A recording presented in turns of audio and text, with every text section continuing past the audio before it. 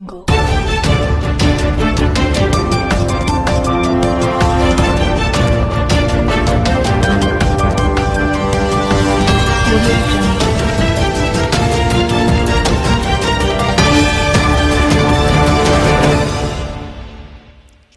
नमस्कार। आज फेब्रुआरी 22 शनिवार सकाल खबर को स्वागत। महिला टी20 विश्वकप ऑस्ट्रेलिया को 17 रन परास्त कला भारत।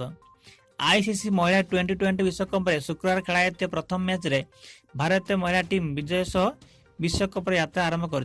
भारतीय दल ऑस्ट्रेलिया महिला क्रिकेट टीम को 17 रन परास्त कर। भारतीय दल प्रथम बैटिंग कर ऑस्ट्रेलिया 133 रन विजय लक्ष्य धार्य करथिला। कंगारू दल भारत यह विजय लक्ष्य को पिछा कर असमर्थ होइछि। भारत पक्षर पूनम राउत मात्र 19 रन नहीं 4टी और शिक्षा 13 रन दे 3टी विकेट हासिल करछंती। कोरोना भाइरस मृत्यु संख्या 2236 छुईला। चाइना रे भयंकर रूप धारण करते कोरोना भाइरस स्थिति अणायत्त होबार लागिछि। एही प्राणघाती भाइरस रे पुणी 118 जन लोकक मृत्यु घटिछि। फल कोरोना जनित मृत्यु संख्या 2236 रे पहुंची। सेहीपरि आक्रांत संख्या 76,000 छुईची। गतकाली कोरोना रे 114 जनक मृत्यु घटिला। चाइना रे हेल्थ कमिशन पक्षर मिलता सूचना अनुसार रोग नियंत्रण नियायित पदक्षेप एवं कम आसी तेणु आक्रांत संख्या ह्रास पाउछि। गत 24 घंटा मध्य 899 जन लोक कोरोना रे आक्रांत हो हस्पिटाल भर्ती होती। आक्रांत होता 76,000 लोकों मध्य 8,979 जनक अवस्था संकटापन्न थिया बेले 2018 जनक अवस्था अत्यंत गंभीर रही। 24 घंटा मध्य प्राण हराई 118 जनक मध्य केवल 115 जन हुबेई प्रदेश प्राण हराई। सेहीपरि जेझियांग, चंगकियांग और यूनान रे जने लेखाएं लोक मृत्यु घटी। कोरोना रे आक्रांत हस्पिटाल भर्ती होता लोकों मध्य 18,264 जन को चिकित्सा पर सुस्थ होती। 24 घंटा आक्रांत होता 899 जनक मध्य केवल हुबेई प्रदेश 441 जन लोक रही। हुबेई प्रदेश एकाधिक हस्पिटाल भर्ती होता लोकों मध्य 1,451 जन सुस्थ हो घर को फेरी।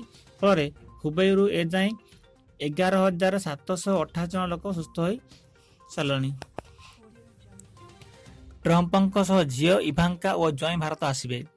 आसंता 24 और 25 तारिख में केवल जे अमेरिका राष्ट्रपति डोनाल्ड ट्रंप और तांको पत्नी मेलानिया ट्रंप भारत गस्त करिए ता नुहे। एमानंक झील इभांका और ज्वाई जारेड कुशनेर मध्य नुआ दिल्ली गस्त रे आछंती।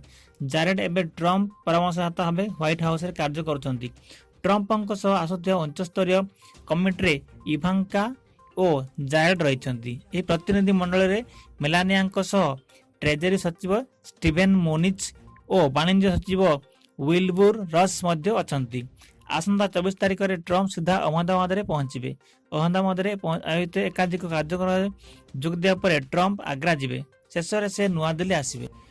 सेना बाहिनी शौर्य और बलिदान भारत को शक्तिशाली करछि कहले राजनाथ सिंह।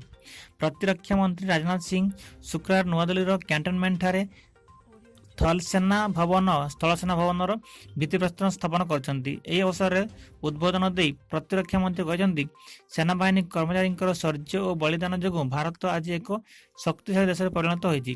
यही अट्टालिका जानवाहन जनित वायु प्रदूषण को रोकियारे मध्य सहायक बोली श्री सिंह कहते।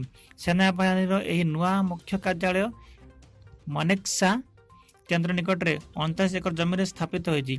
बहुतल विशिष्ट यह अट्टालिका प्राय 6,000 रु ऊर्ध्व कर्मचारी कार्य करें और सेना बाहिनी समस्त कार्यालय यह मध्य रहिबो। नवगठित चीफ ऑफ डिफेंस स्टाफ और सीडीएस कार्यालय यह मध्य रहिबो। प्राय 7,50,000 वर्गमीटर अंचल कार्यालय पाई और पार्किंग पाई रखा जायछि। 5 वर्ष भितर यार कार्य संपूर्ण हेबो। भित्तिभूमि पूजन समय एक सर्वधर्म प्रार्थना सभार आयोजन कराइथिला। आसिला बीजेडी जिला सभापति तालिका। 19 जिले में नुआ सभापति, 14 जिले में पुराणा मुह। सबु जिला सभापति ना घोषणा कर बीजेडी। एम मध्य 19 नुआ जिला सभापति था बेले 14 जन पुराणा मुह अच्छा।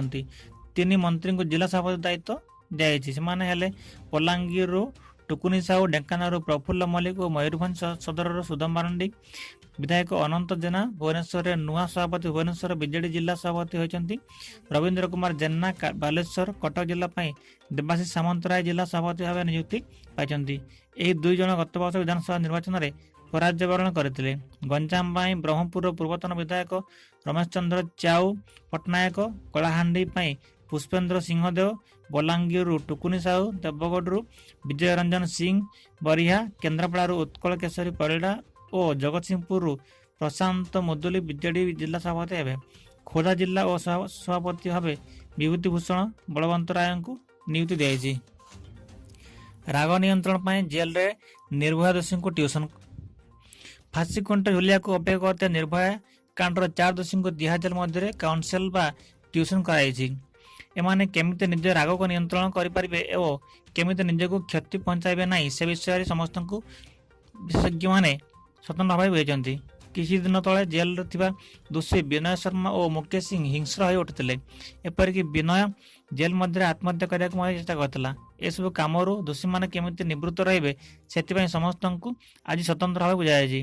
ସୂଚନା ଅନୁସାରେ ଗତ ସପ୍ତାହରେ ବିନୟ ଶର୍ମା ଜେଲ କର୍ତ୍ତୃପକ୍ଷଙ୍କୁ ଦୁର୍ବ୍ୟବହାର କରିଥିଲା। ଜେଲ କର୍ତ୍ତୃପକ୍ଷ ତାକୁ ଖାଇବା ଦେବା ବେଳେ ଓ ଜେଲର ନିୟମ ପାଳନ କରିବାକୁ କହିବା ବେଳେ ସେ ଖରାପ ବ୍ୟବହାର କରିଥିବା ଜଣାପଡ଼ିଛି। ଏପରିକି ସେ ଜେଲରେ କୌଣସି ନିୟମକୁ ମଧ୍ୟ ପାଳନ କରୁନାହିଁ। ବିନୟ ଶର୍ମାର ଓକିଲ ତାକୁ ମାନସିକ ବିକାରଗ୍ରସ୍ତ ବୋଲି ଦର୍ଶାଇବା ସହ ସ୍ୱତନ୍ତ୍ର ହସ୍ପିଟାଲରେ ତାର ଚିକିତ୍ସା କରାଯାଉ ବୋଲି କୋର୍ଟରେ ଆବେଦନ କରିଥିଲେ। ହେଲେ କାଉନସେଲିଂ କରିବାକୁ ଯାଇଥିବା ବିଶେଷଜ୍ଞମାନେ ବିନୟ ମାନସିକ ସ୍ତରରେ ସ୍ଥିର ଥିବା ପରୀକ୍ଷା କରି ଜାଣିବାକୁ ପାଇଛନ୍ତି। ତିହାର ଜେଲ କର୍ତ୍ତୃପକ୍ଷ ଗୋଟିଏ ଏନଜିଓ ଓ ମାନସିକ ରୋଗର ଚିକିତ୍ସା କରୁଥିବା ବିଶେଷଜ୍ଞଙ୍କ ସହ ମୁକେଶ ଓ ବିନୟର ସ୍ୱାସ୍ଥ୍ୟ ସମ୍ପର୍କରେ ଆଲୋଚନା କରୁଛନ୍ତି। ଜେଲ କର୍ତ୍ତୃପକ୍ଷ ଦୋଷୀମାନଙ୍କୁ ସପ୍ତାହରେ 2 ଥର ପରିବାର ଲୋକଙ୍କୁ ଭେଟିବାର ସୁଯୋଗ ଦେଇଛନ୍ତି।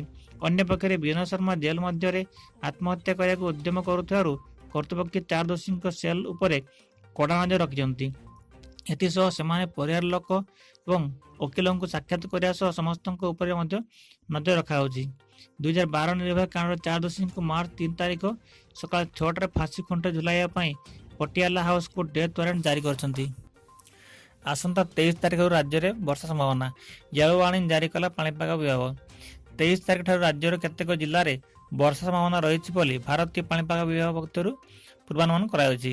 ଭୁବନେଶ୍ୱରସ୍ଥିତ ପାଣିପାଗ ବିଭାଗ ଦ୍ୱାରା କରାଯାଇଥିବା ପୂର୍ବାନୁମାନ ଅନୁସାରେ ଆସନ୍ତା 23 ଓ 24 ତାରିଖରେ ରାଜ୍ୟର ବିଭିନ୍ନ ଜିଲ୍ଲା ତଥା ଝାରସୁଗୁଡ଼ା, ସମ୍ବଲପୁର, ସୁନ୍ଦରଗଡ଼, ଦେବଗଡ଼, କେନ୍ଦୁଝର, ମୟୂରଭଞ୍ଜ, ଅନୁଗୁଳ, ଢେଙ୍କାନାଳ ଓ ନୟାଗଡ଼ ଆଦି ଜିଲ୍ଲାରେ ବର୍ଷା ସହ ବଜ୍ରପାତ ହୋଇପାରେ। ସେହିପରି 25 ଓ 26 ତାରିଖରେ ମୟୂରଭଞ୍ଜ, କେନ୍ଦୁଝର, ଅନୁଗୁଳ, ଢେଙ୍କାନାଳ, ବୌଦ୍ଧ, କନ୍ଧମାଳ ଆଦି ଜିଲ୍ଲାରେ ପ୍ରବଳ ବର୍ଷା ହେବାର ସମ୍ଭାବନା ରହିଛି।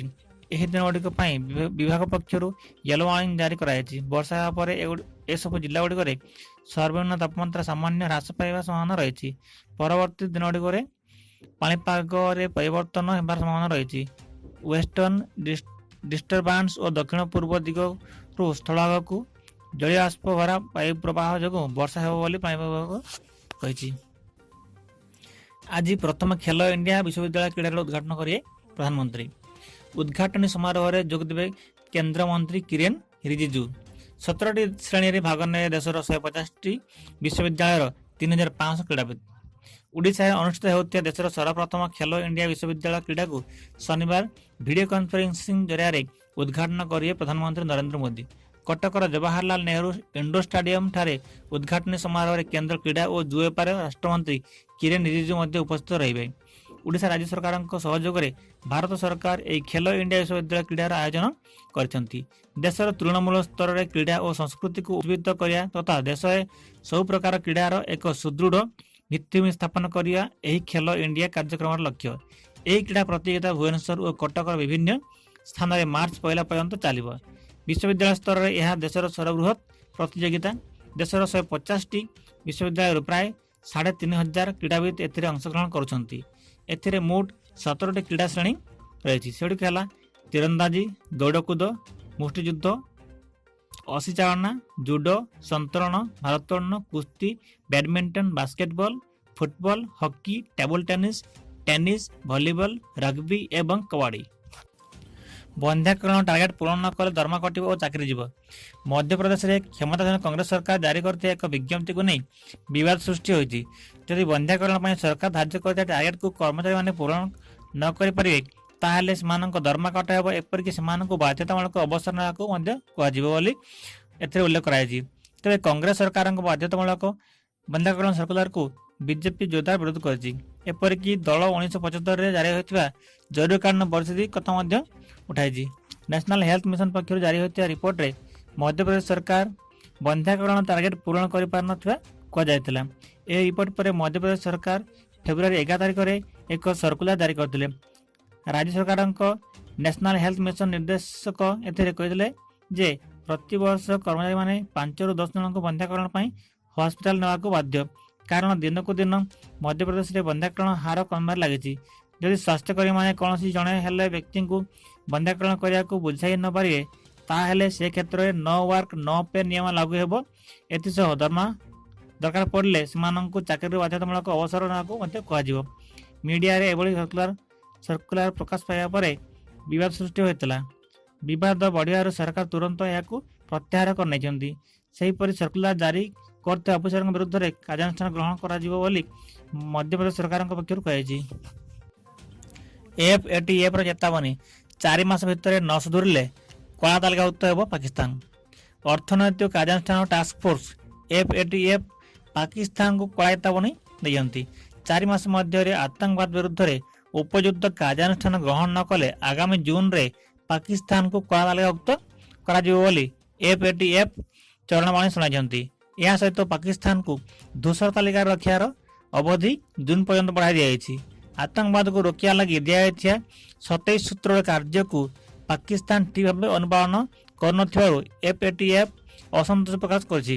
ପାକିସ୍ତାନର ଖବରକାଗଜ ଡନ୍ ଅନୁସାରେ FATFର ଅନେକ ବୈଠକରେ ପାକିସ୍ତାନର ପ୍ରଦର୍ଶନର ସମୀକ୍ଷା କରାଯାଇଥିଲା। ଏହାପରେ ପାକିସ୍ତାନର ଧୂସର ତାଲିକା ଅବଧିକୁ 4 ମାସ ବୃଦ୍ଧି କରାଯାଇଛି। ଗତ 16 ତାରିଖରୁ ଆରମ୍ଭ ହୋଇଥିବା FATFର ବୈଠକ ଶେଷ ହେବା ପରେ ଶୁକ୍ରବାର ଆନୁଷ୍ଠାନିକ ଭାବେ ଏ ସମ୍ପର୍କରେ ଘୋଷଣା କରାଯାଇପାରେ। FATFର ଆଗାମୀ ବୈଠକ ଜୁନରେ ଅନୁଷ୍ଠିତ ହେବ। ଏଥିରେ ପାକିସ୍ତାନ ଦ୍ୱାରା ଆତଙ୍କୀ ସଂଗଠନକୁ ପାଣ୍ଠି ଯୋଗାଣ, ଆର୍ଥିକ ଅନିୟମିତତା ଏବଂ ଆତଙ୍କବାଦୀ ମୁଖ୍ୟମାନଙ୍କ ବିରୁଦ୍ଧରେ ନିଆଯାଇଥିବା କାର୍ଯ୍ୟାନୁଷ୍ଠାନର ସମୀକ୍ଷା କରାଯିବ। ଯଦି 4 ମାସ ମଧ୍ୟରେ ପାକିସ୍ତାନ FATFର ଆବଶ୍ୟକତା ଅନୁସାରେ କାର୍ଯ୍ୟ ନ କରିଥାଏ ତେବେ ତାକୁ କଳା ତାଲିକାଭୁକ୍ତ କରାଯିବ। ମସଜିଦ ପାଇଁ 5 ଏକର ଜମି ଗ୍ରହଣ କଲା ସୁନ୍ନି ବୋର୍ଡ। ଅଯୋଧ୍ୟାରେ ମସଜିଦ ନିର୍ମାଣ ପାଇଁ ଉତ୍ତରପ୍ରଦେଶ ସରକାର ସୁପ୍ରିମକୋର୍ଟଙ୍କ ନିର୍ଦ୍ଦେଶ କ୍ରମେ ମୁସଲିମ ପକ୍ଷଙ୍କୁ 5 ଏକର ଜମି ଯୋଗାଇ ଦେଇଛନ୍ତି। ପୂର୍ବରୁ ଏହି ଜମି ଗ୍ରହଣକୁ ନେଇ ବିବାଦ ଚାଲିଥିଲା ବେଳେ ଆଜି UP Sunni central Waqf board ଏହି ଜମି ଗ୍ରହଣ କରି ନେଇଥିବା ସୂଚନା ଦେଇଛି। ବୋର୍ଡର ଅଧ୍ୟକ୍ଷା ଜୁଫାର ଫାରୁକି କହିଛନ୍ତି, ଜମି ପ୍ରଦାନକୁ ଅଗ୍ରାହ୍ୟ କରିବାର ଅଧିକାର କେବେ ହେଲେ ମୋର ନାହିଁ, କାରଣ ଜମି ଗ୍ରହଣ କରିବାକୁ ସୁପ୍ରିମକୋର୍ଟ ହିଁ ନିର୍ଦ୍ଦେଶ ଦେଇଥିଲେ। ସୁପ୍ରିମକୋର୍ଟଙ୍କୁ ନିର୍ଦ୍ଦେଶ ଦେଇଥିବାରୁ ଆମେ ଜମି ଗ୍ରହଣ କରିଛୁ। ଜମି ଗ୍ରହଣ କରିବା କିମ୍ବା ଏହାକୁ ଅଗ୍ରାହ୍ୟ କରିବା କଥା ଆମ ଭିତରେ କେବେ ବି ଉଠିନଥିଲା। ଯେଉଁମାନଙ୍କୁ ସୁପ୍ରିମକୋର୍ଟ 5 ଏକର ଜମି ଦେବାକୁ କହିନାହାନ୍ତି ସେମାନେ ହିଁ ଜମି ଗ୍ରହଣ ନ କରିବା କଥା କହି ବିବାଦ ସୃଷ୍ଟି କରିଥିଲେ। ଆମେ ନିଷ୍ପତ୍ତି ନେଇଛୁ ଯେ ଆମେମାନେ ସୁପ୍ରିମକୋର୍ଟଙ୍କ ନିର୍ଦ୍ଦେଶକୁ ପାଳନ କରିବୁ। ସୁପ୍ରିମକୋର୍ଟଙ୍କ ନିର୍ଦ୍ଦେଶ କ୍ରମେ ମସଜିଦ ନିର୍ମାଣ ପାଇଁ ଉତ୍ତରପ୍ରଦେଶ ସରକାର ଅଯୋଧ୍ୟା ଜିଲ୍ଲାର ସହୱାଲ ତହସିଲ ଅନ୍ତର୍ଭୁକ୍ତ ରାହୁନାହିଁ ପୋଲିସ ଷ୍ଟେସନ ଅଧୀନରେ ଏକ ସ୍ଥାନ ନିରୂପଣ କରିଥିଲେ। ଏବେ ଏହି ଜମିକୁ ବୋର୍ଡ ଗ୍ରହଣ କରିବ ବୋଲି ସ୍ପଷ୍ଟ କରିଛି। ଏଥିସହ ପରବର୍ତ୍ତୀ ପଦକ୍ଷେପ କ'ଣ ହେବ ତା ଉପରେ ଆଲୋଚନା କରିବାକୁ ସୁନ୍ନି ବୋର୍ଡ ପକ୍ଷରୁ ଆସନ୍ତା 24 ତାରିଖରେ ବୈଠକ ବସିବ।